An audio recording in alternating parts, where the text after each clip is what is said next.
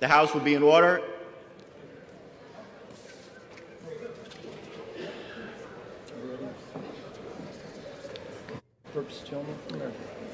For what purpose does the gentleman from Maryland seek to be recognized? Speaker, I rise to offer a privilege resolution, but if the Speaker would and the House would give me leave, let me say how proud I am to see Mr. Langevin presiding over the House of Representatives. How proud I am that we have made a reasonable accommodation.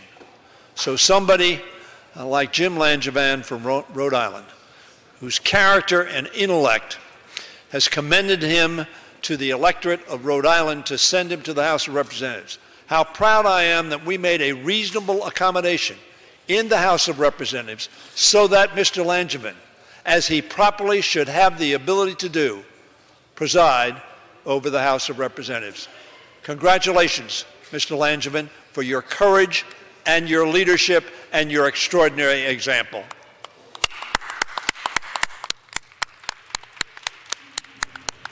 Thank the gentleman. The clerk will report the resolution. Mr. Speaker, privilege resolution at the desk. The clerk will report the resolution. House Resolution 2, resolved that the Senate be informed that a quorum of the House of Representatives has assembled, that Nancy Pelosi, a representative from the state of California, has been elected Speaker, and that Karen L. Haas, a citizen of the state of Maryland, has been elected Clerk of the House of Representatives of the 116th Congress. Without objection, the resolution is agreed to, and the motion to reconsider is laid upon the table. Mr. Speaker. For what purpose, the gentleman from Maryland seek recognition? Mr. Speaker, I have a privilege resolution at the desk. The clerk report the resolution. House Resolution 3, resolved that a committee of 2 members be appointed by the Speaker on the part of the House of Representatives to join with a committee on the part of the Senate to notify the President of the United States that a quorum of each House has assembled and Congress is ready to receive any communication that he may be pleased to make. Without objection, the resolution is agreed to, and the motion to reconsider is laid on the table.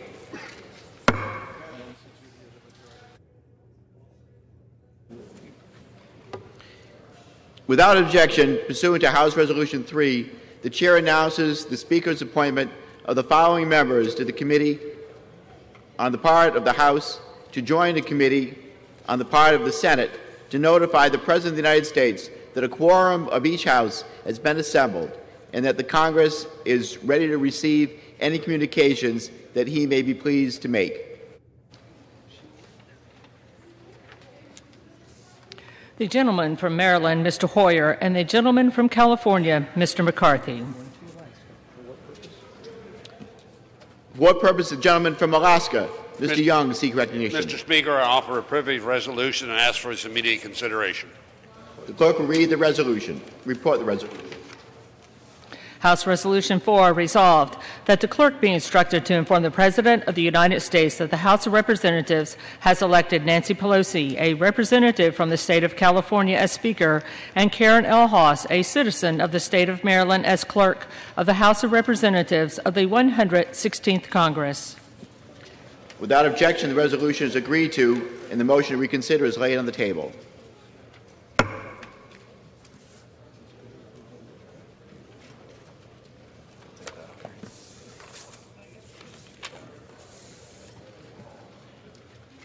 For what purpose, the Chair recognizes the gentleman from Massachusetts, Mr. McGovern.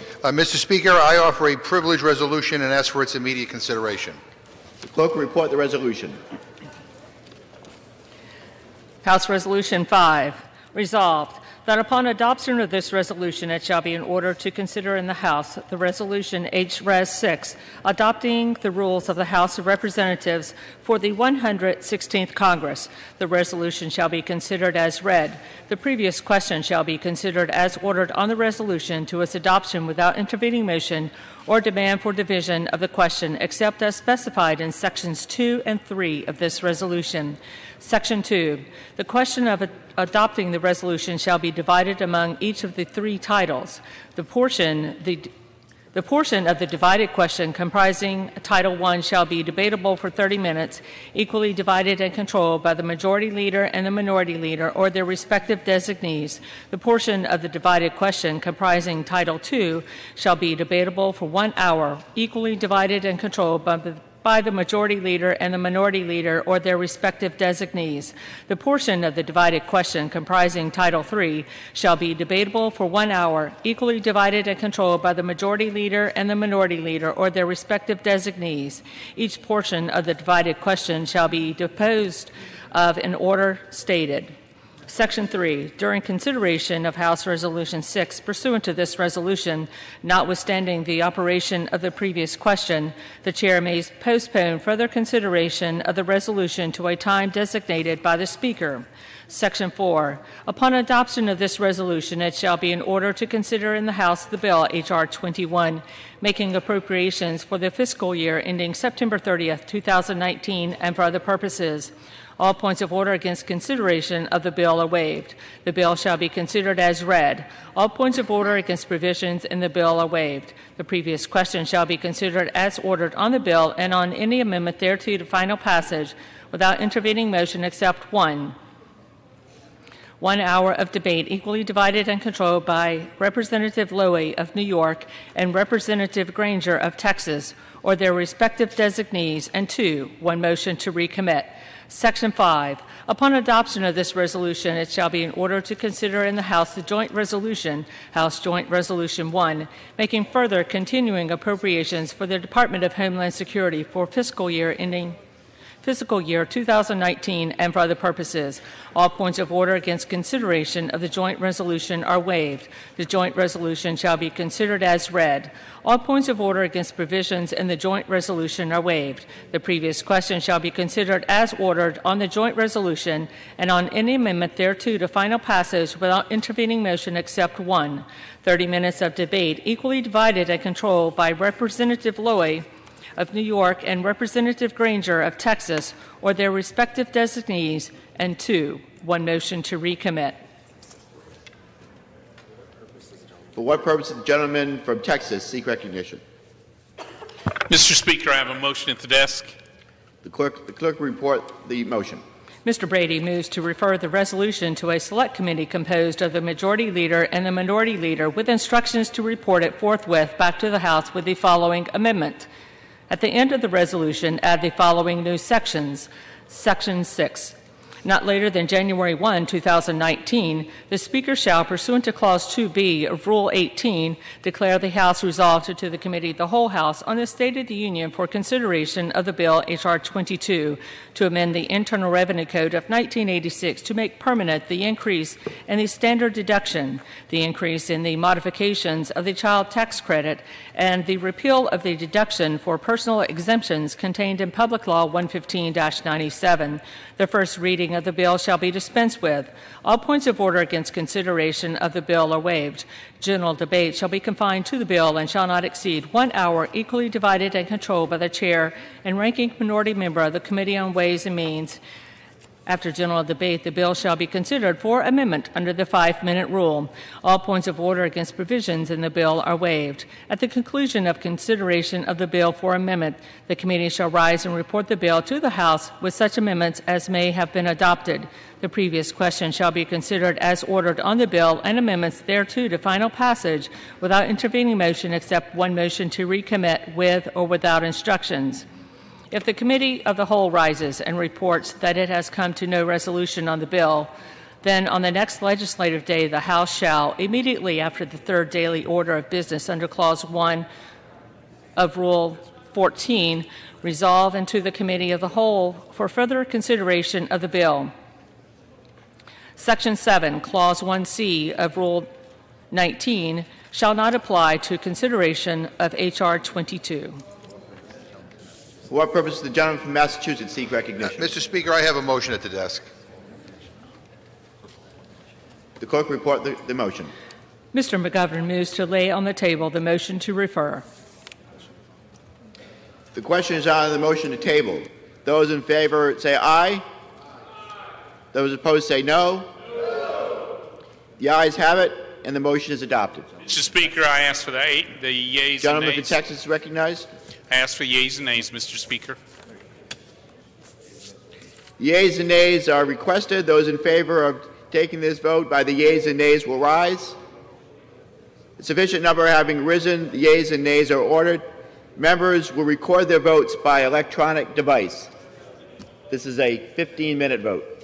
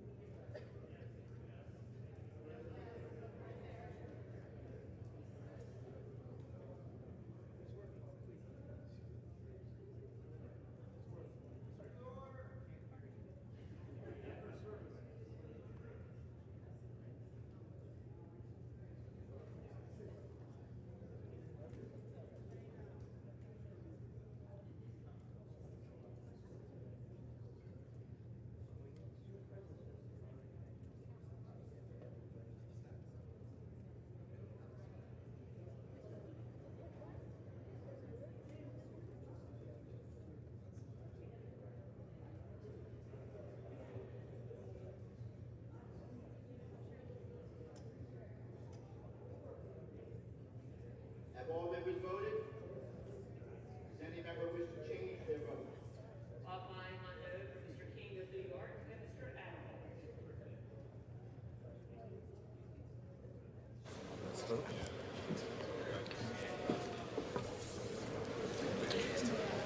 On this vote, the yeas are 230, the nays are 197. The motion is adopted, and a motion to reconsider is laid upon the table. The gentleman from Massachusetts is recognized for 1 hour. Thank you, Mr. Speaker. And, Mr. Speaker, for the purposes of debate only, I yield the customary 30 minutes to the minority leader or his designee, in this case, Mr. Cole, pending which time I yield myself such time as I may consume. The gentleman is recognized. Mr. Speaker, during consideration of this resolution, all time yielded is for the purposes of debate only. And I ask unanimous consent that all members be given 5 legislative days in which to revise and extend their remarks on H.R. 5 and H.R. 6. Without objection. Mr. Speaker, by a 10 million vote margin, the American people entrusted Democrats to run this body. So it is finally a new day for this Congress. And this rules package is our first opportunity to chart a new course. And a sign that we intend to run this place differently, these ideas were developed from the bottom up, not the top down. We asked every member for their ideas, from the longest serving to the newly elected, Democrats and Republicans alike. We spoke to experts inside and outside this Congress, from every House committee, from offices like the Parliamentarian and the General Counsel, from the Progressive Caucus and the Black Caucus to the Hispanic Caucus, the Blue Dog Caucus, and the Bipartisan Problem Solvers Caucus, and from outside groups engaged on these issues. We spent months vetting suggestions and came up with a final package that reflects all corners of the Democratic caucus and this Congress.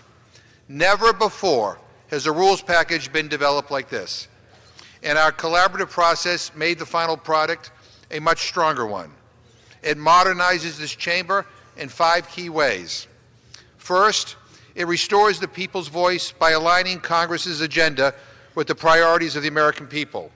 That includes enabling this House to defend the Affordable Care Act's pre-existing conditions coverage, setting up consideration of H.R. 1, a historic set of reforms to reduce money in politics, creating a select committee on the climate crisis so we no longer ignore the defining issues we all face, and ending the Holman Rule to protect federal workers, strengthening representation by giving rights to delegates and the resident commissioner in the committee of the whole and ensuring they can be appointed to joint committees, and honoring our commitment to workers by putting labor back in the Committee on Education and Labor. Second, it restores the legislative process by returning to regular order and abiding by the principle that good ideas should finally be debated and voted on again. That includes establishing a real 72-hour rule so members of Congress have time to actually read the major bills they're voting on, requiring bills to have a hearing and a markup before they go through the Rules Committee and to the floor, and creating a truly bipartisan select committee to modernize Congress and keep ourselves accountable so that this place actually works for the American people. Third, it restores oversight and ethics by cleaning up Washington, and it subjects the Trump administration to something it has never had, real oversight. That means making common sense changes like prohibiting members of Congress and staff from serving on boards of publicly traded companies, making sure non-disclosure agreements aren't used to prevent people here from speaking out about possible wrongdoing, providing assistance and training to help congressional offices properly protect whistleblowers, and setting a policy that members indicted for serious crimes should resign from leadership roles and committee assignments. Fourth, it restores budget rules by preventing members from using the debt ceiling as a political weapon, ending the sham budgetary policy of Cutco that pretends that tax cuts somehow pay for themselves, and preventing our federal lands from being given away for free. Fifth, it restores inclusion to ensure Congress reflects the diversity of the American people, people of all backgrounds, including women and the LGBT community. That includes banning discrimination on the basis of sexual orientation and gender identity, creating a first-ever diversity office so the workers here are as diverse as the real world, clarifying the rules so that members and staff are finally allowed to wear religious headwear on the House floor, and requiring members to reimburse taxpayers for discrimination settlements. Those are just some of the many rules changes that are included here. And I'm especially proud that we have also included language that ensures a direct vote on privileged war powers resolutions and directs the House Office of General Counsel to explore all possible legal options for responding to the administration's attempt to circumvent Congress and limit access to SNAP for hundreds of thousands of hungry Americans. Because this majority will not sit idly by as the Trump administration beats up on poor people. Each change is a result of a real exchange of ideas, an honest attempt at unrigging the rules so that the People's House actually works for the people again. Now, Mr. Speaker, this rules package isn't some panacea that will fix all our problems. As important as it is, there is something that is even more important, and that's how we conduct ourselves day to day, week after week, and year after year, because you can't legislate civility. As chairman of the Rules Committee, I'm ready to do my part to institute a more accommodating process, one that gives all members a voice and brings the committee back to the days where big ideas were actually debated, where members were treated with respect, and the discourse wasn't so coarse. Now, I'm not naive, Mr. Speaker. I know that even if this House elevates the discourse here, we cannot control the other branches of government. The Senate will work its will, and the President may still reach for his phone to tweet insults and to name call. But we can and we should be the example of how Congress should operate. And I'm proud that this Democratic majority has developed a historic rules package that will immediately help restore integrity to this institution. And I'd like to thank the Office of the Parliamentarian and the Office of the Legislative Counsel for their technical assistance in drafting this package, and their hard work and their professionalism is a credit to this House. I also want to thank the incredible staff of the Rules Committee that spent countless hours trying to help assemble all these ideas and vet these ideas and put this package together. You know, this rule also includes language that will allow us to finally vote on reopening the government on day one of this new Congress. Bills that were negotiated in a bipartisan way with the Senate that would bring an end to the President's unnecessary and costly shutdown. Not a single penny is included for any border wall. It's that simple. Both sides should agree on this. No part of our government should be shut down over the President's obsession with a border wall. Mr. Speaker, we can rebuild this place and restore integrity again. And that starts with voting in favor of this rule, the underlying rules package, and the legislation to finally end the Trump shutdown. So let's get this done so we can get to work on behalf of the American people. And with that, I reserve the balance of my time. Gentleman reserves. Gentleman Malcolm Holm is recognized. Mr. Speaker, I rise as the designee of the Republican leader, and I thank Chairman McGovern for yielding me 30 minutes, and I yield myself such time as I may consume. Gentleman is recognized. First and foremost, I want to welcome my good friend, Mr. McGovern, and congratulate him on being named chairman of the Rules Committee. While he and I have been on opposite sides of the Rules Committee dais for years, I know him as a passionate advocate for his beliefs and as a good friend. He and his staff have already been great to work with as we start the new Congress, and I'm very much looking forward to working with him and our new rules as the Rules Committee this Congress. However, it is unfortunate that I rise today to oppose the first measure he puts forward as my friend. I know the gentleman from Massachusetts cares deeply about this institution and wants nothing more than to foster an open and fair process. Over the years, he's called for more open rules, more amendments, and more debate time. So it's a little surprising that this resolution, and the resolution we'll consider later, provides for limited debate, in some instances, closed rules, and what Democrats in the past have so fondly referred to as martial law. I understand there are justifications for these decisions, but I find it noteworthy that the first measures out of the gate under the majority include these provisions. This measure, HRES 5, makes in order both the Democratic rules package to govern the 116th Congress and separate appropriations measures to fund the government. The rules package to start a new Congress is always an opportunity to start fresh and improve the institution. While I applaud certain ideas in this rules package, as a whole, the package does not rise to that lofty goal. There are some good bipartisan ideas in this package for improving the institution, but on the whole, the package reflects only Democrat priorities, and for that reason, I will be opposing it. In the spirit of bipartisanship, I'll first point out areas of agreement. As I said previously, there are some good ideas in this package, and my friend from Massachusetts could be applauded for including them. Indeed, many of these ideas are ones Republicans had previously utilized in Congress's past. In the last Congress, we maintained the practice of requiring committees to hold a member day hearing, where members who were not on that specific committee could come before the committee to talk about their pieces of legislation falling under that committee's jurisdiction. I'm gratified my Democratic friends are seeking to continue that practice. We are also gratified to see that the standard for committee markup notices will be 3 business days. This has been the practice, and I'm happy to see my friends making it official in the rules. We also support the idea of a select committee on the modernization of Congress. This new select committee will have 12 members, evenly divided amongst Republicans and Democrats, and will be charged with investigating, studying, and making recommendations on modernizing Congress. While this provision is not perfect and would have been better had it included the Senate, this will give the House a chance to develop and improve our processes and modernize the institution. I will have more to say on this idea tomorrow, but for now, I think many of my Republican colleagues will certainly be inclined to support it. I would also like to point out a few additional good ideas that my friends have included that we approach with a tone of skeptical optimism. First, the majority is requiring that every bill that comes to the Rules Committee have been the subject of a hearing or markup. I genuinely hope this produces thoughtful legislation.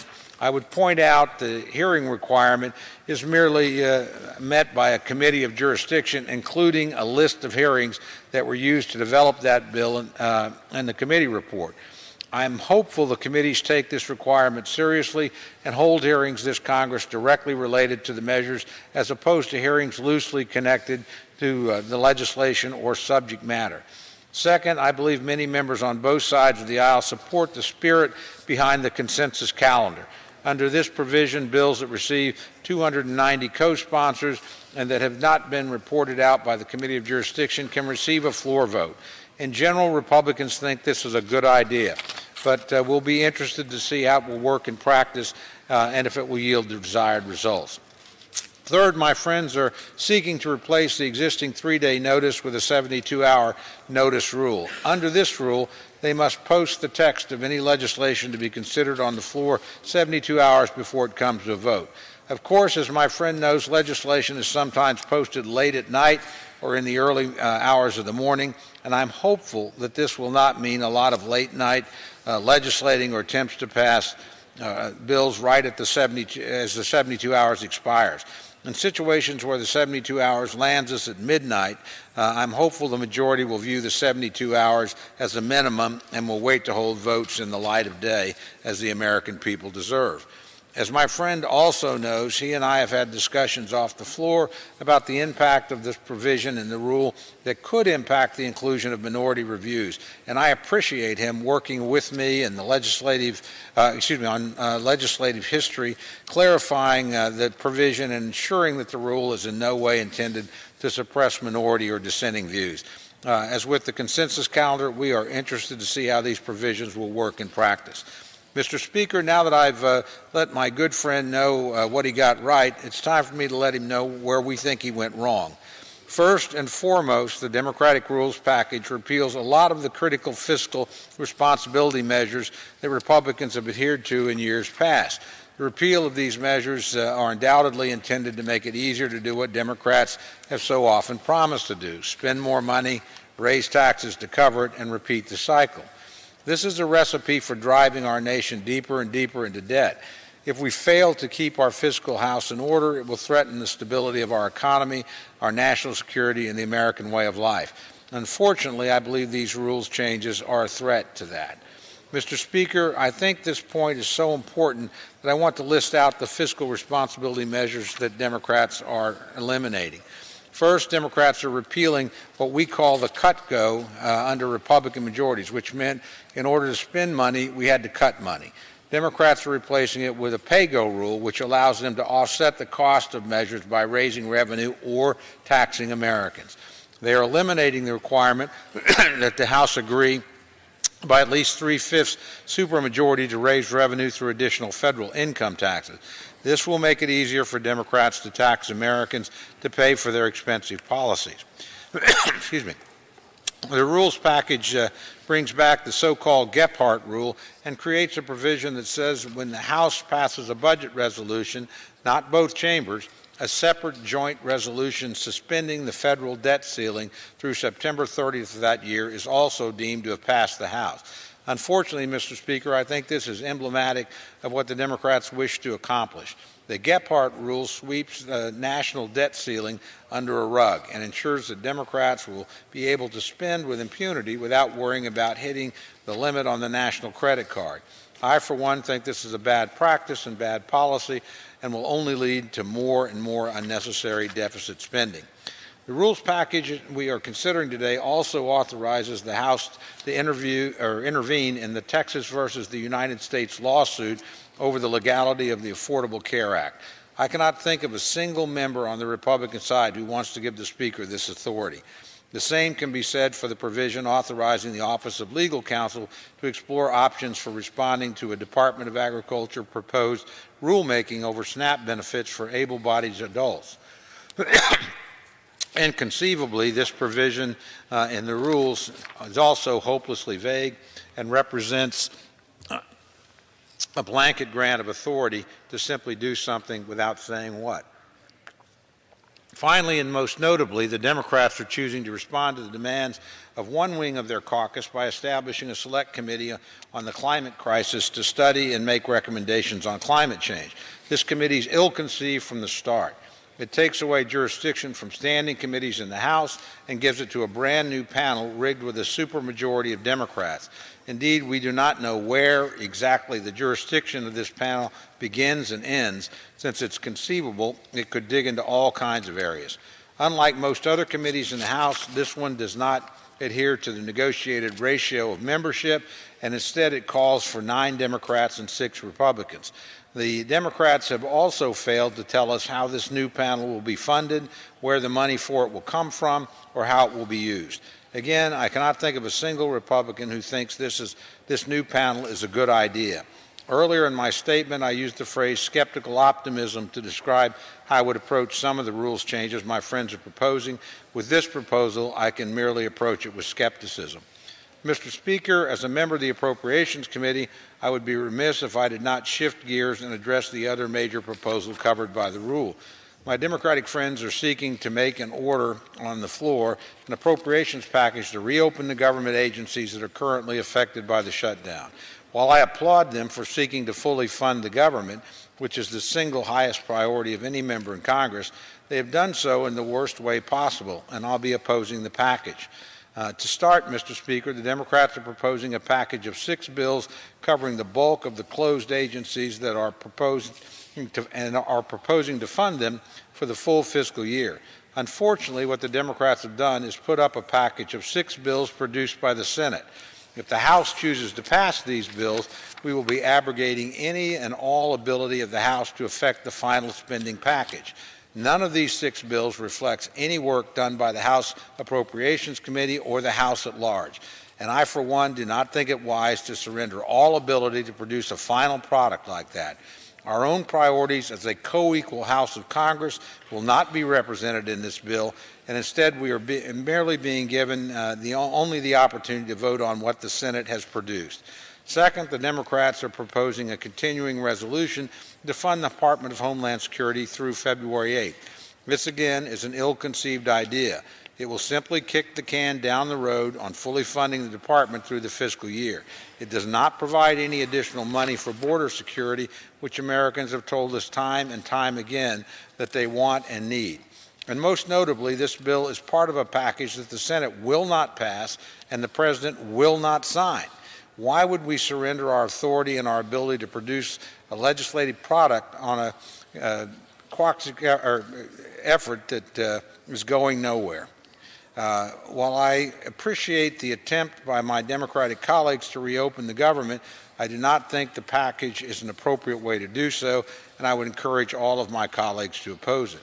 Mr. Speaker, in closing, I want to again say how gratified I am that I'll be working closely with my friend from Massachusetts during this Congress.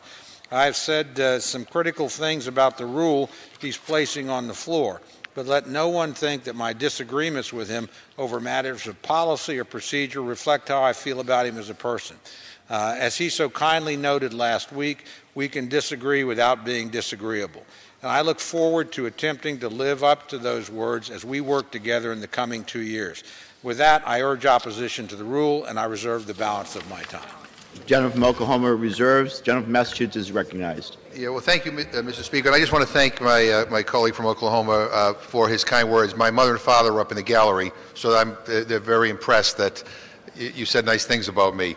And I'm going to say nice things about you too, but I was saving it to the end to make sure, to see the tone of your speech. But I appreciate very much what you said. Let me just make a couple of statements in response. The gentleman, made mention about martial law, and yes, there is limited martial law or same-day authority in this package. And I'm going to say to the gentleman, there should be. If there ever was a time to move legislation quickly, it is while nearly 800,000 federal employees, including our law enforcement officers like the FBI and DEA and CBP agents, are going without a paycheck. Enough is enough. We need to open the government, and same-day authority for appropriations bills only lets us do that as quickly as we are able to. And I just want to remind my friends on the other side of the aisle that you had blanket martial law authority before the holidays. I even voted for the rule providing for it. We did that so that we could move quickly to make sure hardworking Americans weren't left without a paycheck over Christmas. But what did you do instead of utilizing that same-day authority to consider a bill to keep the government open? That's not what you did.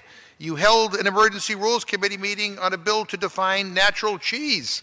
That was the priority, apparently, in the Rules Committee. Seriously.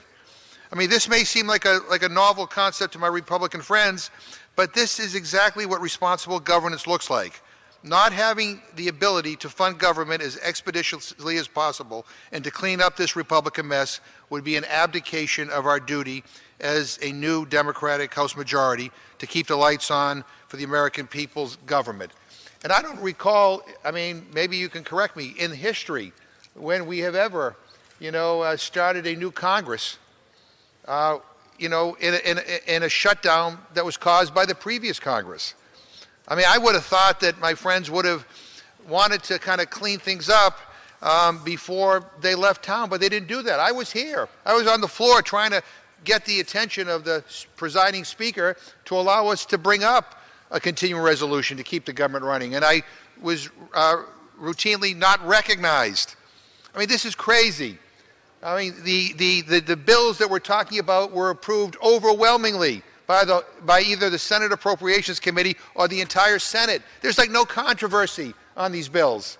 And most of these bills have nothing to do with border security, quite frankly. And yet the President of the United States is holding, a big chunk of our government hostage because he's having a temper tantrum. And it just has to stop. So we are going to do what the American people want us to do. We are going to expeditiously bring before this Congress legislation to reopen the government, and we hope to do that. And I hope my friends on the other side of the aisle will join with us. Mr. Speaker, at this time I want to yield 3 minutes to the gentlewoman from Florida, the distinguished chairwoman of the new Select Committee on the Climate Crisis, Ms. Castor. Gentlelady from Florida is recognized for 3 minutes.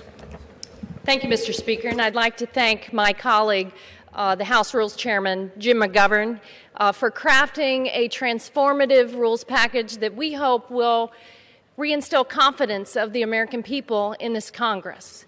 Confidence that we can address the challenges that our country faces, whether it's opening the government or it's protecting our neighbors who have pre-existing health conditions, and making a statement about ethics in government as a priority.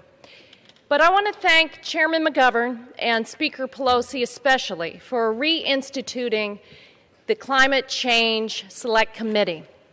A few years ago, in 2007, Speaker Pelosi instituted the Select Committee on Energy Independence and Global Warming.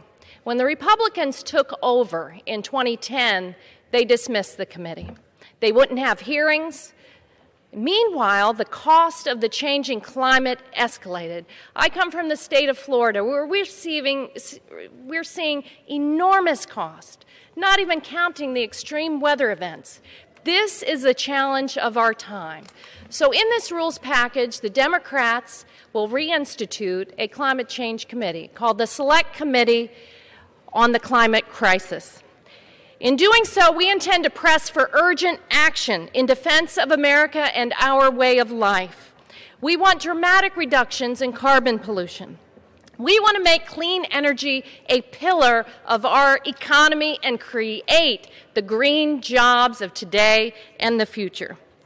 You see, we have a moral obligation to our children and future generations to do this. So again, Chairman McGovern, my Democratic colleagues, Speaker Pelosi, thank you for listening, heeding the calls of the American people. We will tackle this challenge, and we need your help, America. Thank you, and I yield back my time. Gentlelady yields back. What reason does the gentleman from Oklahoma recognize? Mr. Speaker, I'd like to yield 3 minutes to my good friend, the gentlelady from North Carolina. The gentlelady from North Carolina is recognized for 3 minutes. Thank you, Mr. Speaker, and I thank my colleague for yielding. Mr. Speaker, on behalf of the students and workers of today and tomorrow, I rise in opposition to this rules package. It's become tradition in the House that when Republicans are in the majority, we have the Committee on Education and the Workforce. And when the Democrats are in the majority, we have the Committee on Education and Labor. Some assign political motivations to these names. They point out the old traditional bond between organized labor and the establishment Democrat Party. But it's far more serious than that. Reverting to the committee's old name is choosing to live in the past. Republicans value traditions, we value institutions, but we know we cannot afford to go back. Changing the committee's name from Workforce to Labor had not only political ramifications, but also reflects how we view our fellow citizens. It sends a message to the people we represent that we're interested only in serving some professions. If they don't consider themselves laborers, if they choose to identify as part of another demographic or class, or if they pursue career changes, they need not look to us. Mr. Speaker, that should not be the case. Republicans on the Education Workforce Committee have stayed true to key principles in this regard. We believe all education is career education. We believe every American has God-given talents which they should have the freedom and opportunity to pursue. And we believe that all work is valuable. The word labor harkens back to a time when work was little more than a burden to carry, not a means to a brighter future, not a manifestation of a woman or man's talents and skills. No one wants to move backward. We may have different ideas about how to move forward, but no one should want to turn back the clock, at least no one on this side of the aisle. Words matter. The name of such a vitally important body as the Committee on Education and Workforce matters very much. We must govern with an eye toward the future and not be bound to an unhealthy allegiance to those who would keep us in the past. For that reason, among many others, we must oppose this rules package. And I, too, want to give my congratulations to the gentleman from Massachusetts and tell him I admire him very much for his passion and commitment and look forward to working with him in his new capacity. And with that, Mr. Speaker, I yield back. Gentlelady yields back. The gentleman from Massachusetts is recognized. Yeah, and I want to thank the gentlelady for her kind comments. And I agree with her that words matter. And I would hope that she and others on the other side of the aisle would remember that the name of our party is the Democratic Party, not the Democrat Party. And we would appreciate the respect of calling us by what our real name is. And with that, I reserve my time. The gentleman from Massachusetts reserves. The gentleman from Oklahoma is recognized. Mr. Speaker, I yield myself such time as I may consume. When we Gentleman's recognized. When we defeat the previous question, I will offer an amendment to the resolution. I ask unanimous consent to insert the text of my amendment and extraneous materials in the record immediately prior to the vote on the previous question. Without objection. Thank you. And I now yield to the gentleman from Oregon to explain the amendment for 3 minutes. The gentleman from Oregon is recognized for 3 minutes. Thank you, Mr. Chairman, and thank you to Mr. Cole and others. I come here today with a very simple request, and in the spirit of this new Congress and a fresh start. Let us come together and make sure that those Americans with pre-existing health conditions are protected, period. Republicans have language to protect people with pre-existing health conditions, which we believe should be included in this rules package. But that can only happen if the new Democratic majority allows it. Let me explain why it's needed at this time. Last year, 20 state attorneys general filed a lawsuit against Obamacare, arguing that the law's individual mandate is unconstitutional and therefore the entire law is unconstitutional. On December 14th of last year, a federal judge in Texas agreed with the plaintiffs and issued a summary judgment stating, and I quote, "The individual mandate is essential to and inseparable from the other provisions of the ACA. Therefore, the judges ruled the entire Affordable Care Act is unconstitutional." It's important to note that the judge's decision does not immediately end Obamacare and will not affect the insurance coverage or premiums for 2019. And in fact, the judge has ordered a stay of his earlier ruling pending appeal. Additionally, the ruling is already being appealed by other attorneys general from states that had intervened in the lawsuit to defend Obamacare, and that means several legal steps remain before the courts reach a final conclusion where the ruling could be reversed. Even though these state AGs are already intervening in the case, the Democratic rules package includes a provision authorizing the House General Counsel to also intervene in the case. That effort does not preserve pre-existing condition protections. The Republican proposal would. Put simply, the Texas court ruled that Obamacare's individual mandate is unconstitutional. Now, we also know it didn't work. The individual mandate didn't live up to its promise. We were told that the individual mandate would encourage enrollment. In fact, the Congressional Budget Office argued 24 million Americans would enroll in Obamacare by 2018, but less than half that number actually enrolled and paid for their coverage. 12 million others paid the penalty or claimed an exemption.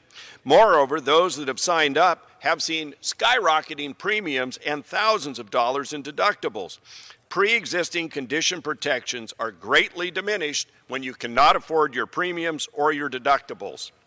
Republicans have long supported pre-existing condition protection for Americans.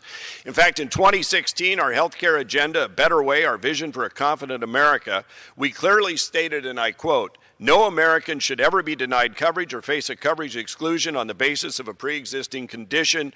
Our plan ensures every American, healthy or sick, will have the comfort of knowing they can never be denied a plan from a health insurer." It also was one of my first bills as chairman of the Energy and Commerce Committee that I introduced in February of 2017.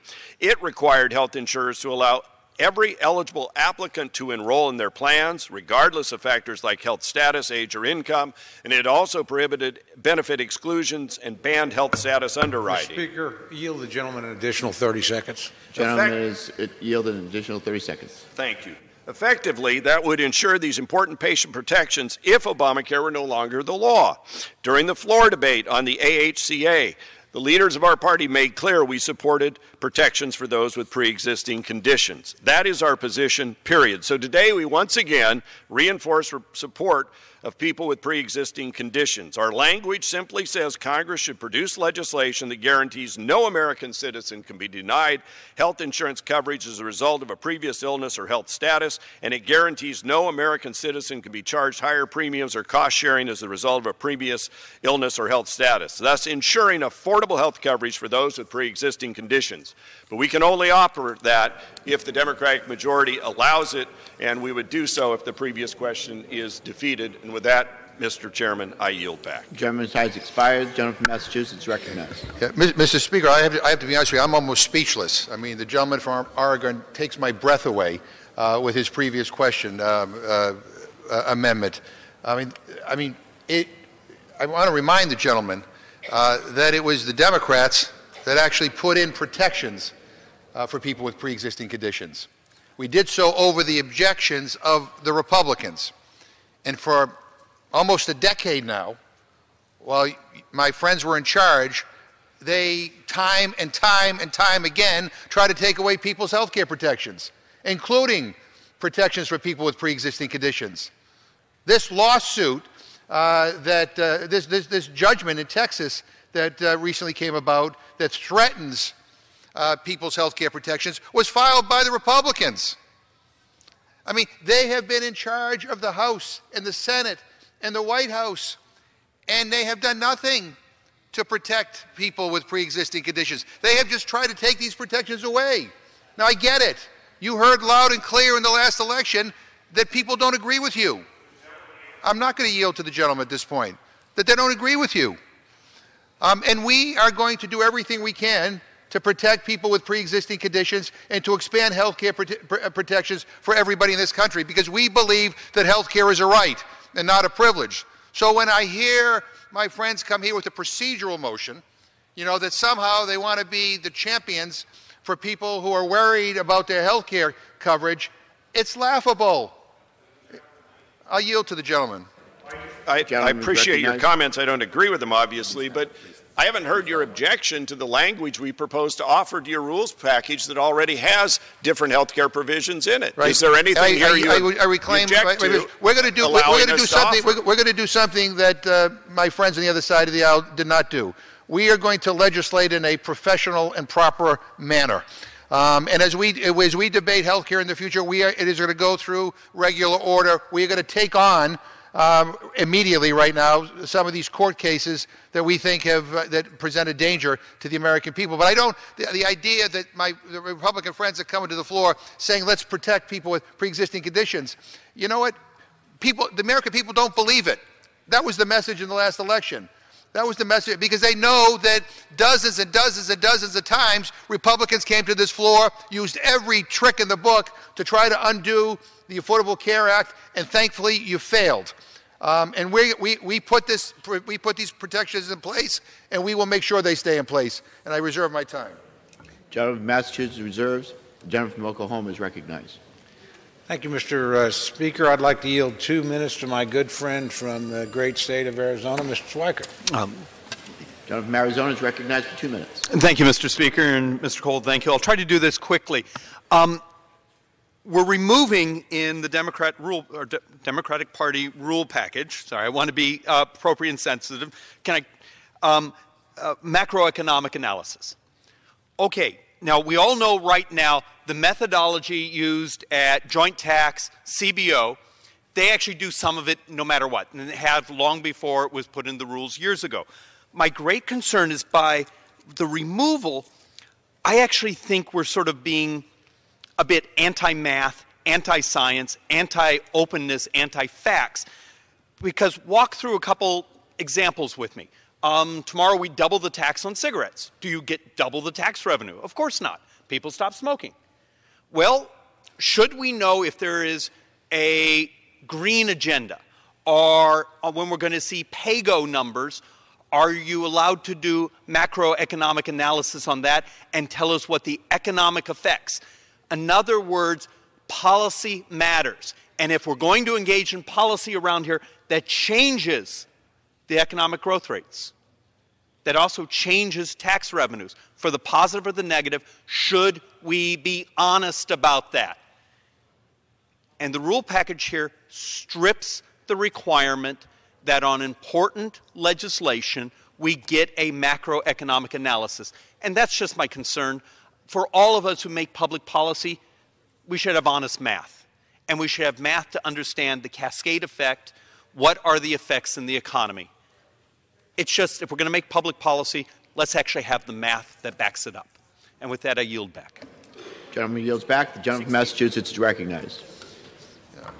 And Mr. Speaker, I just respond to the gentleman. I appreciate his point, but I just want to remind him that while his party was in power, time and time again, I think I've lost count of how many bills came to this floor without a CBO score, never mind a dynamic score.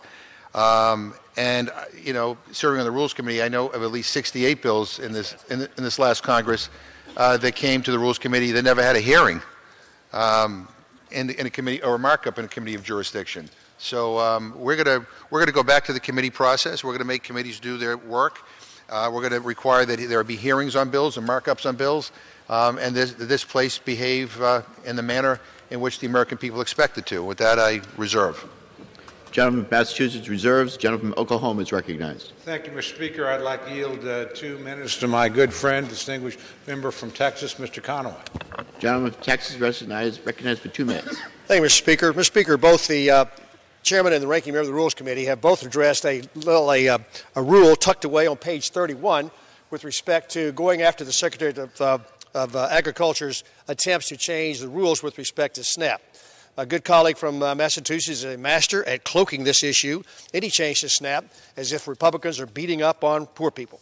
Well, Mr. Speaker, this rule that the Secretary of Agriculture is proposing mirrors the House requirements with respect to changing waivers on SNAP that this House passed back in June, the House version of the Farm Bill.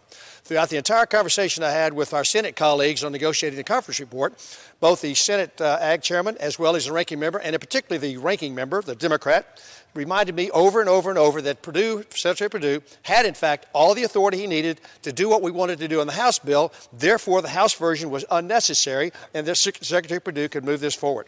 This rule addresses ABODs, able-bodied adults, people between the ages of 18 and 49, without dependents. Most folks would look at them and say, that's a worker. Well, the waiver abuse, waiving the 20-hour-a-week work requirement, has been abused by the system.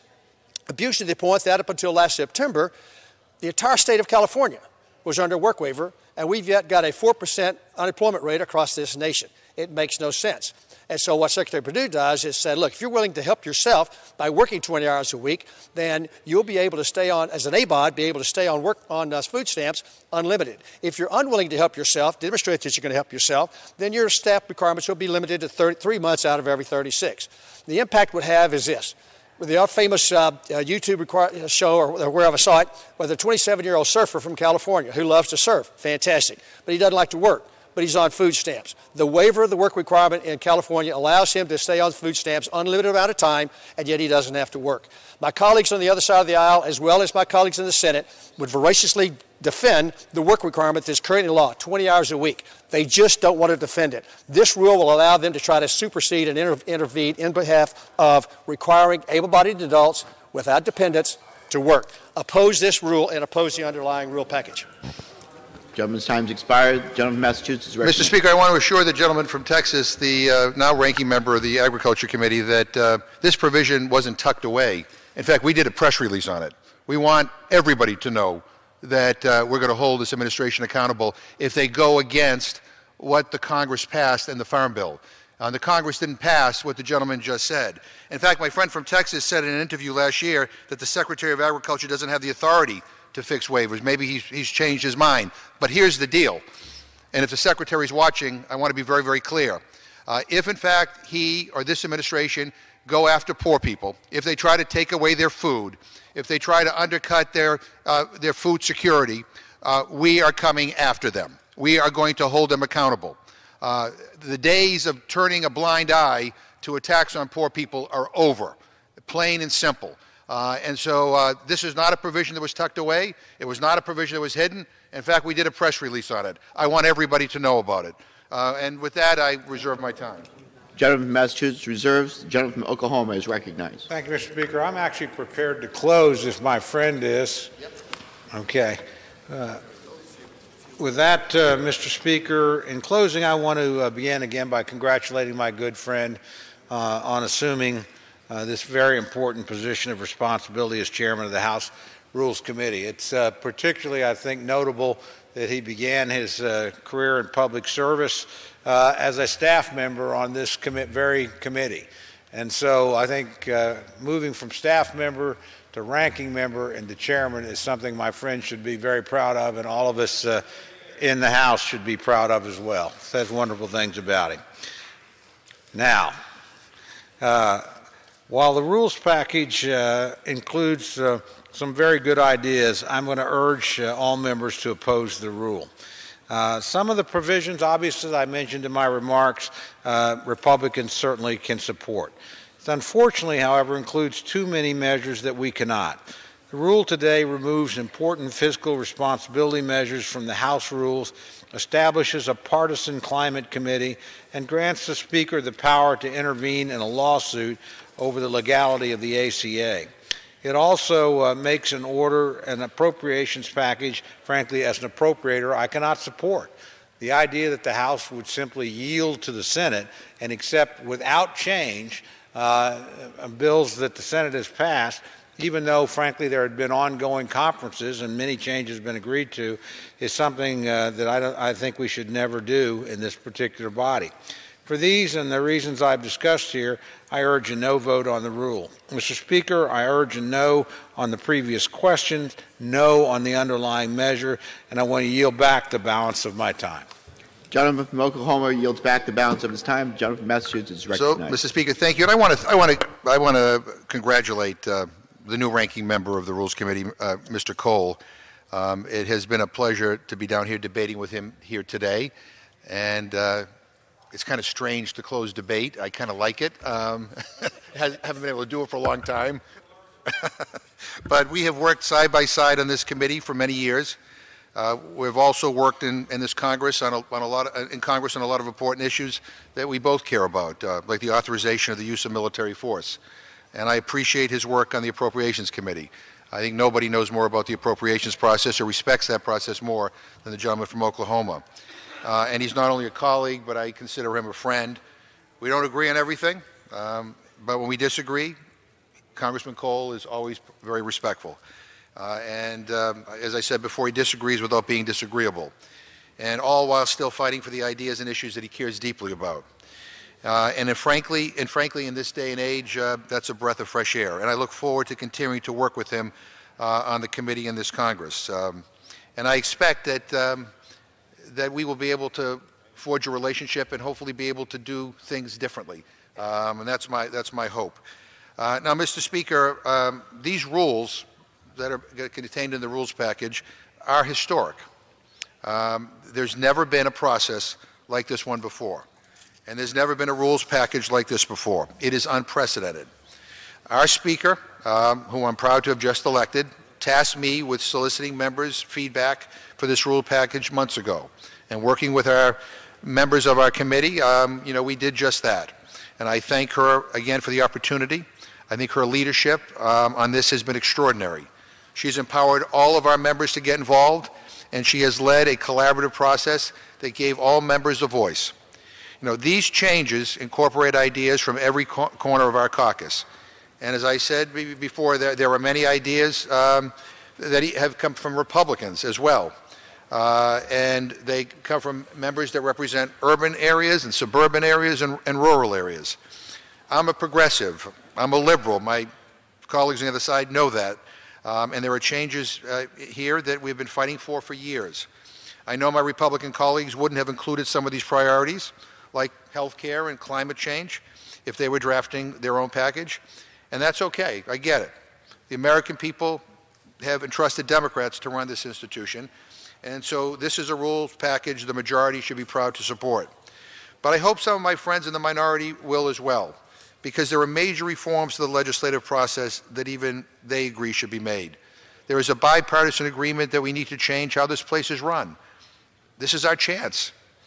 On day one of this Congress, let's vote for this rule and the underlying rules package, and for measures ending the Trump shutdown so we can get the American people who have been displaced back to work and get them a paycheck and give them the kind of Congress that they've demanded.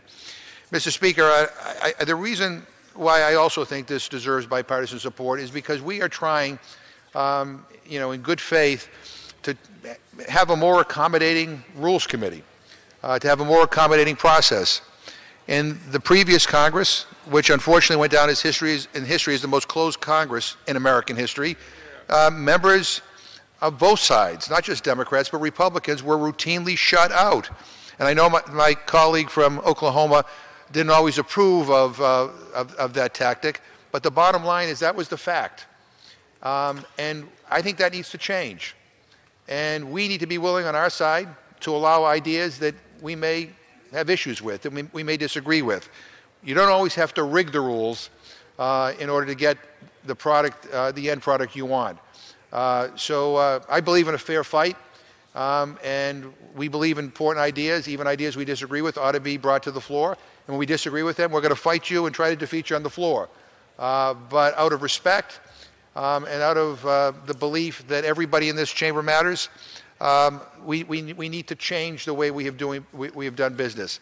And so in that spirit, I ask the members of this House, both Democrats and Republicans, to vote on this rule and to support the underlying rules package. With that, I yield back. Gentleman from Massachusetts. I yield back the balance of my time, and I move the previous question on the resolution. I'm out of practice. Gentleman from Massachusetts yields back the balance of his time. The question is on ordering the previous question on the resolution. All those in favor say aye. Those opposed, no. No. The ayes have it, and the previous question is ordered. Mr. Speaker, Gentleman from Oklahoma. On that, I ask for the yeas and nays. Yeas and nays are requested. Those in favor of taking this vote by yeas and nays will rise. A sufficient number having arisen, the yeas and nays are ordered. Members will record their votes by electronic device.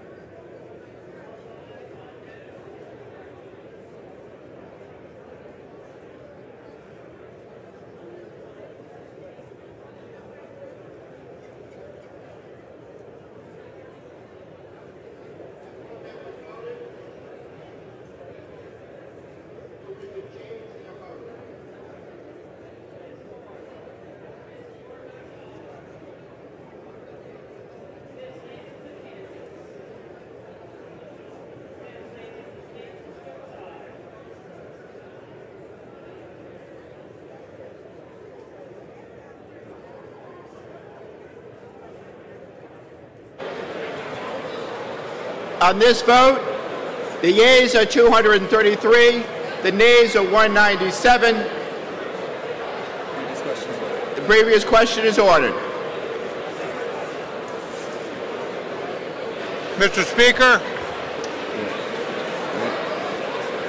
For what purpose the gentleman from Oklahoma seek recognition? Mr. Speaker, I offer a motion to commit. Without objection, the clerk will report the motion. Mr. Cole of Oklahoma moves that the resolution, House Resolution 5, be committed to a select committee composed of the Majority Leader and the Minority Leader, with instructions to report back the same to the House forthwith, with only an amendment added at the end providing for the consideration of House Resolution 11, introduced by Mr. McCarthy of California. Without objection, the previous question is ordered. On the motion to commit. The question is on the motion. All those in favor say Speaker, aye. On that, I demand the yeas and nays.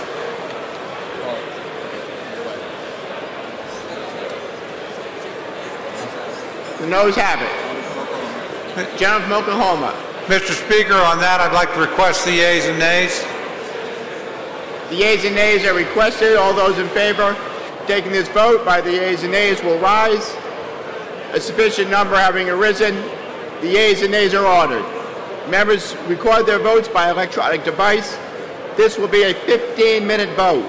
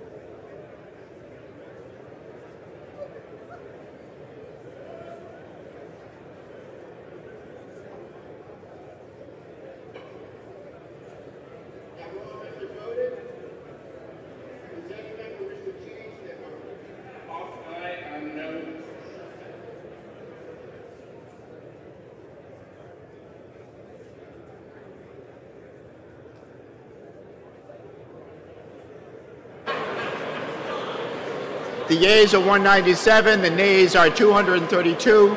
The motion is not adopted. Questions on adoption? The question is on adoption of the resolution. All those in favor will say aye. Those opposed, no. The ayes have it. The resolution is... On that, I request the yeas and nays. Gentleman from Oklahoma. The yeas and nays are requested. Those in favor taking this vote by yeas and nays will rise. A sufficient number having arisen, the yeas and nays are ordered.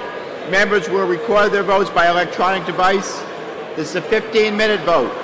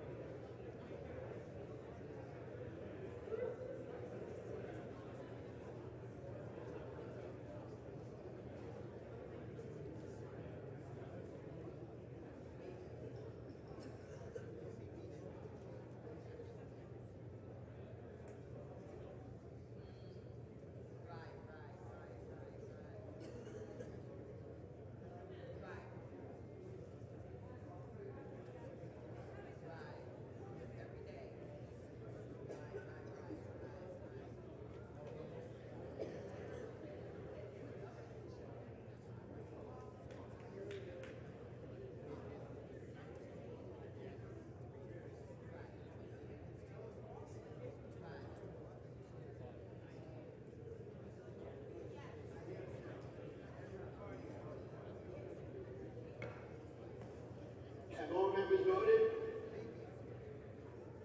Do any second member wish to change their vote? I know Mr. Rice of South Carolina.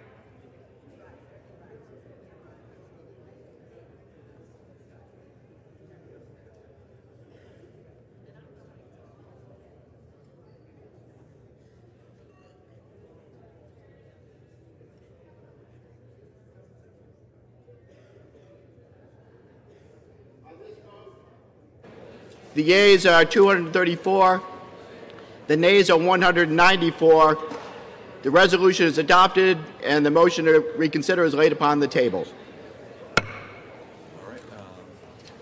Chair will receive a message. The chair will receive a message. Mr. Speaker, a message from the Senate. Mr. Speaker, Madam Secretary. Madam Secretary. I have been directed by the Senate to inform the House that the Senate has agreed to S-Res 2, informing the House of Representatives that a quorum of the Senate is assembled. Massachusetts seat recognition. For what purpose the gentleman from Massachusetts seek recognition? Speaker, I ask unanimous consent that the House stand in recess subject to the call of the chair. Without objection, the House will stand in recess subject to the call of the chair.